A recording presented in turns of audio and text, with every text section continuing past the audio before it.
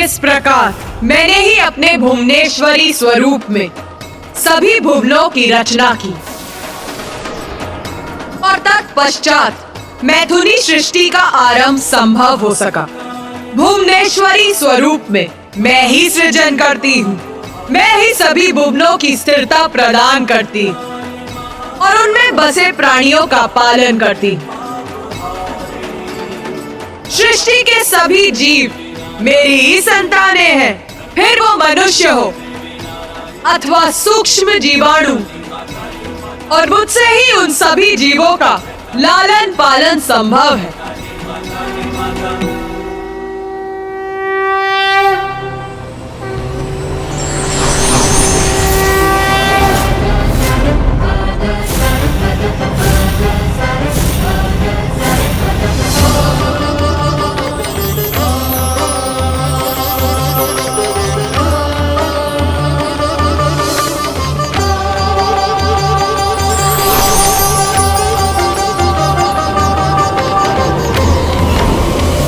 मेरे इस रूप की साधना करने वाले साधक को सर्व सांसारिक सुखों की प्राप्ति होती है।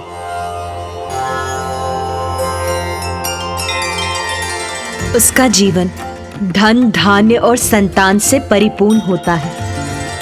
धन, धान्य, वस्त्र आदि सभी प्रचुर मात्रा में प्राप्त होते हैं। मेरी भक्ति करने वाले भय से मुक्त होकर निर्भयता से अपना जीवन यापन करते हैं।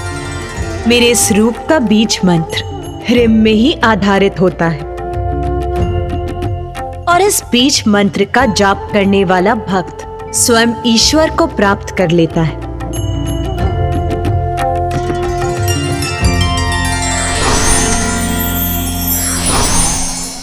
अष्टसिद्धि धर्मलक्ष्मी अरूपा बहुरूपिणी त्रिशूला पुक्कारा देवी पसानुकुसा विश्वधारिणी खड्गा खेड़ा दरा देवी घंटिनी चक्रधारिणी षोडशी त्रिपुरा देवी त्रिरेखा परमेश्वरी उद्यन्दिन्द्युतिमिन्दु किरीटां तुंगकुचां नयनत्रययुक्तां स्मेरमुखीं वरदाङ्कुशपासा भीतिकरां प्रभजे भुवनेशीम्।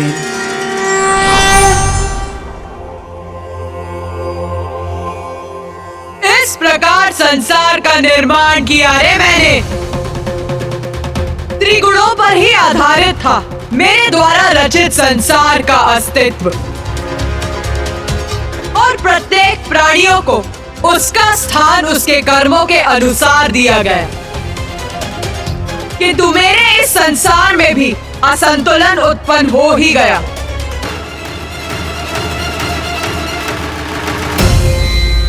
असंतुलन माता? किंतु आपके द्वारा रचित संसार में किसी दोष अथवा विकार का स्थान कहाँ था? वो तो निर्विकार और दोष रहित होना चाहिए था। फिर उसमें असंतुलन आने की संभावना कहाँ थी माता? त्रिगुण अर्थात सतो, रजो और तमो अर्थात सात्विक, राजसिक और तामसिक आधारभूत गुण थे मेरे संसार के। इसीलिए उसमें बसे प्राणियों में भी ये तीनों गुण प्रस्तुत थे। देवता, ऋषि मुनि, दिव्यात्मा, मनुष्य, निरी प्राणी, असुर, दानव, दैत्य सभी मेरे इसी संसार के वासी थे। इसीलिए असंतुलन का आरंभ तब हुआ जब तामसी प्रवृत्ति की अधिकता से प्रभावित असुरों की लालसा में वृद्धि होने लगी। वो अन्य लोगों को लालच की दृष्टि से देखने लगे, मुख्य रूप से पृथ्वी को।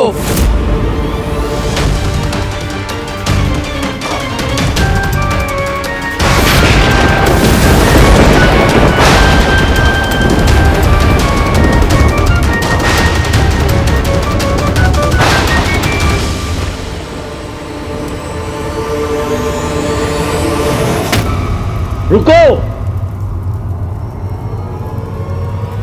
क्या हुआ? रुक क्यों गए? हमें शीघ्र ही अपने निवास की तरफ चलना चाहिए, जिससे हमारी स्त्रियां इस आखेट को पका सकें। भूख लगी है हमें, शीघ्रता करो, चलो आगे बढ़ो। कब तक भटकते रहेंगे हम? इस प्रकार आंखें ढूंढने के लिए लोक हमारा है, पर वो लोक वो भी तो हमारा हो सकता है।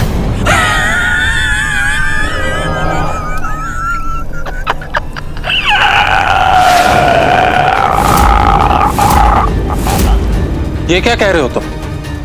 वो पृथ्वी लोक है, हम वहां नहीं जा सकते, हमारा वहां जाना निषेध है।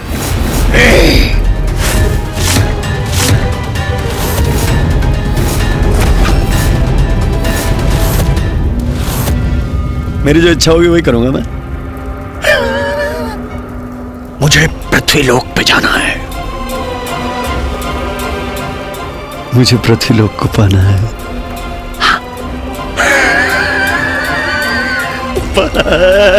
पाना।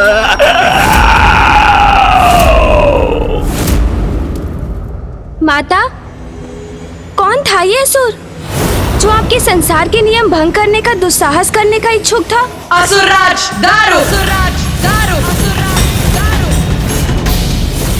तब तो आपने अवश्य उस असुर दारू को दंडित किया होगा ना माता?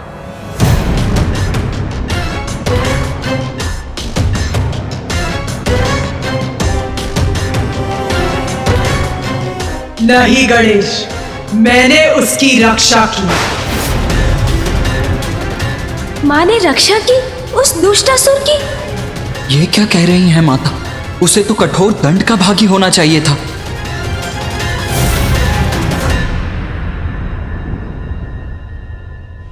आपने उस असुर को उसके अपराध का दंड क्यों नहीं दिया माता? और उसकी रक्षा क्यों की आपने? क्यों माँ, क्यों किया आपने उसकी रक्षा? गणेश के इस प्रश्न का उत्तर तो मैं भी जानना चाहता हूँ, किंतु माता को रुष्ट किए बिना। सत्य था रे, दारू की लालच भरी दृष्टि पृथ्वी पर थी, क्योंकि फल, पुष्प, अनाज, आहार आदि से परिपूर्ण पृथ्वी सौंदर्य रूपिणी थी। इस संपदा का अधिकार जो अभी तक पृथ्वीवासियों के पास था, उसे पाना चाहता था दारू। किंतु माता, इसमें क्या अपराध हुआ उससे? क्योंकि अपने जीवन को श्रेष्ठ बनाने का तो सभी को अधिकार है। अधिकार अवश्य है, किंतु किस मूल्य पर गणेश? दूसरों के अधिकारों को छीन कर कुछ प्राप्त करना उचित नहीं। दारू पृथ्वी का आधिपत्य चाहता था, जिससे वो सभी ऋषि मुनियों अथवा ग्रामीण मनुष्यों को अपना दास और आहार बना सके। अन्य जीवों को कष्ट पहुंचाकर अपने जीवन को उन्नत नहीं बनाया जा सकता गणेश। तो माता, ये सब ज्ञात होने पर भी आपने उसकी रक्षा की? हाँ, रक्षा की मैंने उसकी, क्योंकि मैं विवश थी।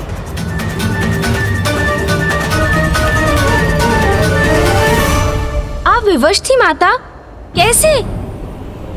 इतनी सामर्थ्य किसमें है जो आपको विवश कर सके? क्या कारण था आपकी विवशता का माता?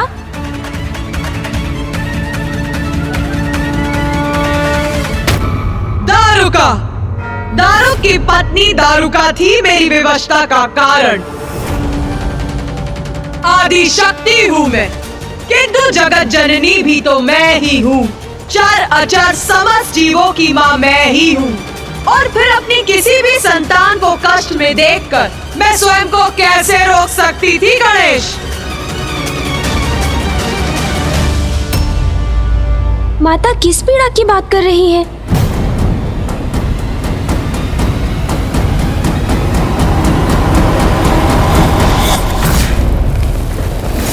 मेरी बहुत महान भक्त थी दारू की पत्नी दारुका, जिसने मुझे प्रसन्न करने के लिए मेरी कठोर तपस्या की। तब मैं ही अपने आदि शक्ति रूप में सर्वत्र व्याप्त थी। आदि शक्ति नमो नमः।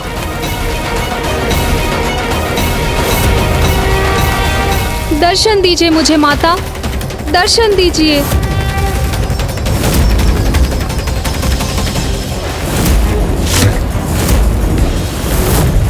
इतने वर्षों की कठोर तपस्या के बाद आपने अपनी इस भक्तिन को अपने दर्शन सुख से वंचित रखा माता। मेरे प्रति कठोर रहकर मेरी परीक्षा ले रही है माता, तो उचित है अब आप भी मेरी भक्ति की पराकाष्ठा देखेंगी माता।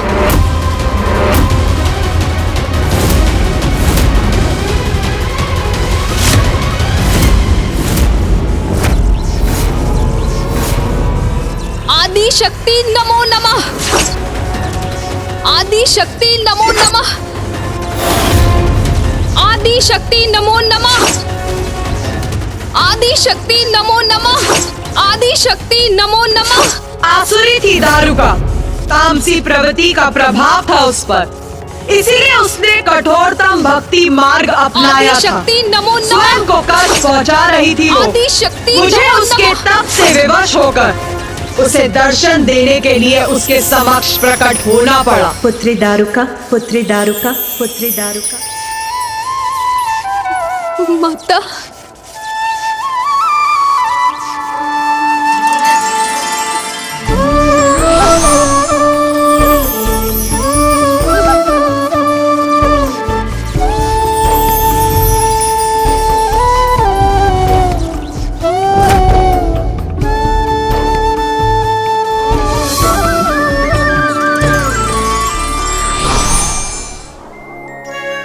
माता, सत्य है माता, आप दया की सागर हैं। मुझे दर्शन देकर मेरे कष्टों को हरकर आपने मुझे कृतार्थ कर दिया है माता। मैं धन्य हो गई आपके दर्शन पाकर। मैं माँ हूँ, मेरी भक्तिन स्वयं को कष्ट पहुँचाए, ये मैं कैसे सह सकती हूँ पुत्री दारुका। मैं तुम्हारी तपस्या से प्रसन्न हुई, वरदान मांगो पुत्री। माता, मेरे और समस्त असुर समुदाय के जीवन को सरल करने हेतु इस स्थान को अपने आशीष से परिवर्तित कर दीजिए माता। यहाँ सभी संपदा से परिपूर्ण एक ऐसा वन स्थापित कर दीजिए जिससे हम सभी यहाँ सहजता से निवास कर सके माँ। क्योंकि माता हम असुर सभी आनंद प्राप्ति के सुख सुविधाओं से वंचित है, इसलिए हमारे साथ भी आपके भक्तों के समान ही व्यवहार होना चाहिए माता। अपने समस्त समुदाय के लिए निस्वार्थ भाव से वरदान मांगकर तुमने मुझे और भी प्रसन्न कर दिया पुत्री दारुका। मैं तुम्हारी इच्छा अवश्य पूर्ण करूंगी।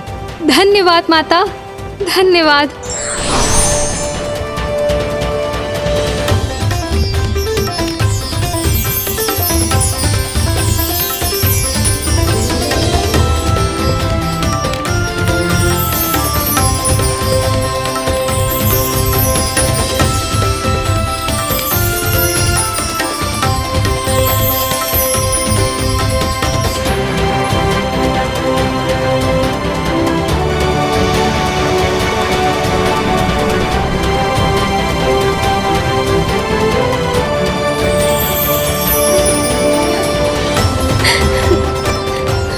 माता,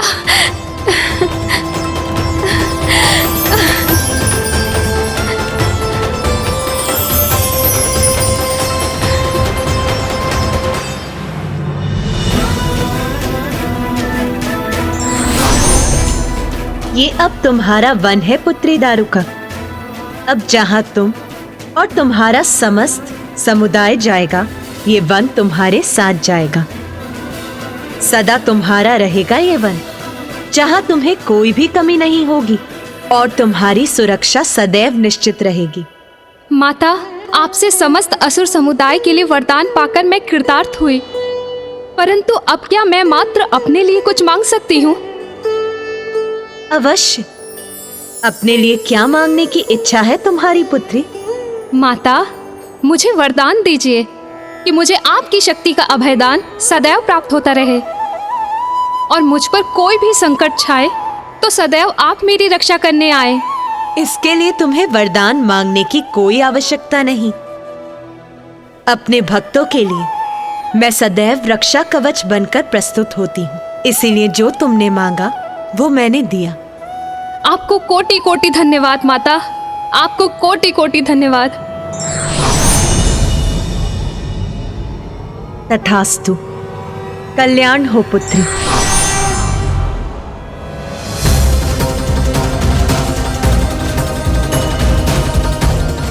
माता की कृपा से हम असुरों को ये वन प्राप्त हो गया। हम धन्य हो गए।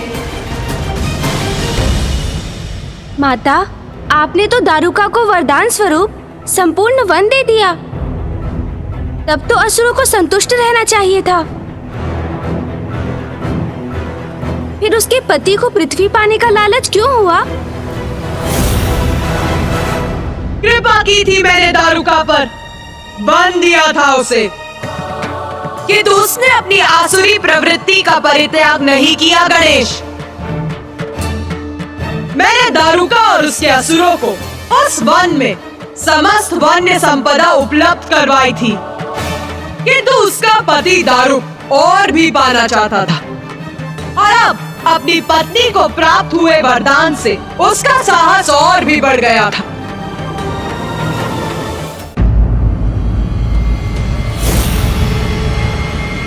तू क्यों विचार मग्न खड़ा है रे? तेरा अनुज ही प्रश्न पे प्रश्न पूछकर अपनी जिज्ञासा शांत कर रहा है। पूछ रे, तेरे मन में क्या प्रश्न है? पूछ, संकोच मत कर। माता, मैं स्वीकार करता हूं कि रसातल पृथ्वी जितना सुंदर नहीं था, किंतु पृथ्वी पर तो ऋषियों, मुनियों और अन्य वासियों ने उसे सुंदरता प्रदान करने के लिए अथक परिश्रम किए थे।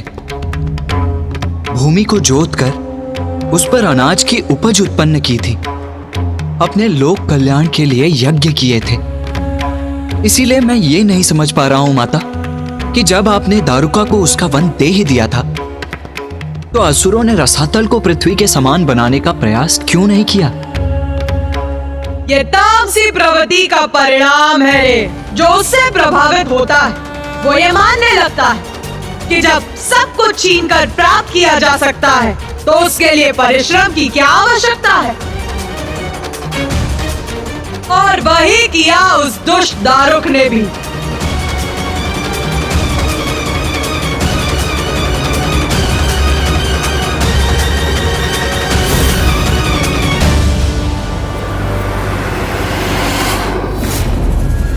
मेरे प्रिय असुरों, कोई नहीं,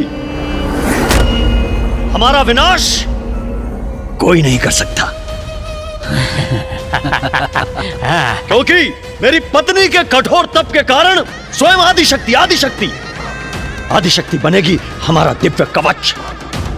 हम सुरक्षित रहेंगे क्योंकि सर्वोच्च देवी शक्ति हमारी सुरक्षा करने के लिए वचनबद्ध है।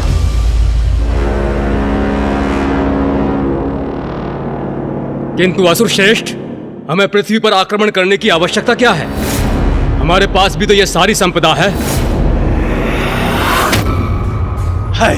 अवश्य है, किंतु सोचो, क्या ये मात्र एक वन हमारी संपूर्ण असुर जाति के लिए पर्याप्त है?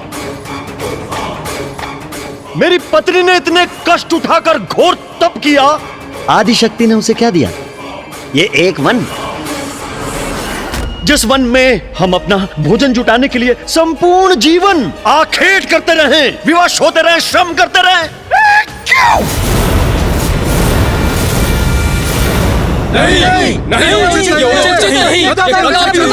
नहीं, हम मात्र एक लघु अंश से संतुष्ट क्यों हो? क्यों क्यों क्यों क्यों क्यों?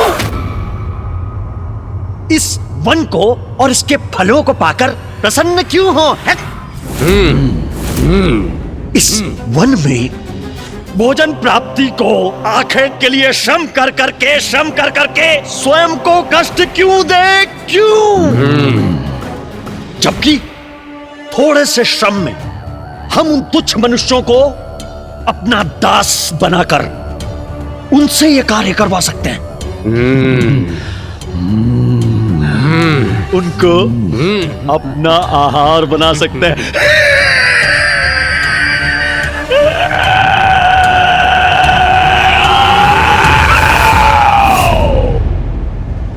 असुर श्रेष्ठ दारुक उचित कह रहे हैं। हम पृथ्वी पर आक्रमण करेंगे। आक्रमण करेंगे पृथ्वी पर। हम पृथ्वी को अपना बनाएंगे। हम दास बनाएंगे उन्हें, अपना आहार बनाएंगे उन्हें, अपना मनुष्य को। असुर श्रेष्ठ, हम पृथ्वी पर पहुंचेंगे कैसे?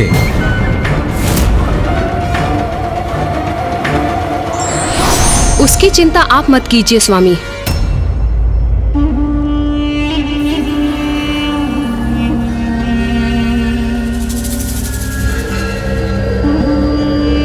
स्वामी, यदि आप पृथ्वी तक जाना चाहते हैं तो मैं आपको ले जाऊंगी। अति उत्तम, अति उत्तम प्रिय।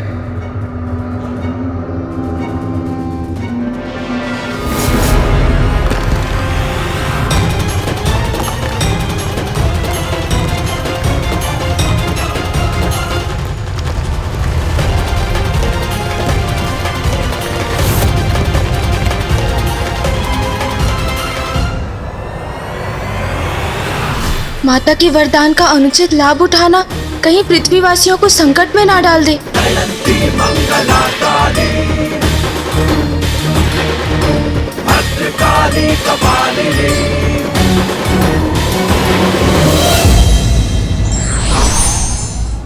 वरदान और आशीर्वाद कल्याण और दूसरों की सहायता के लिए होता है, ना कि दुरुपयोग के लिए। धार्मिक वीडियो सबसे पहले देखने के लिए हमारे चैनल को सब्सक्राइब करें और बेल आइकन दबाएं।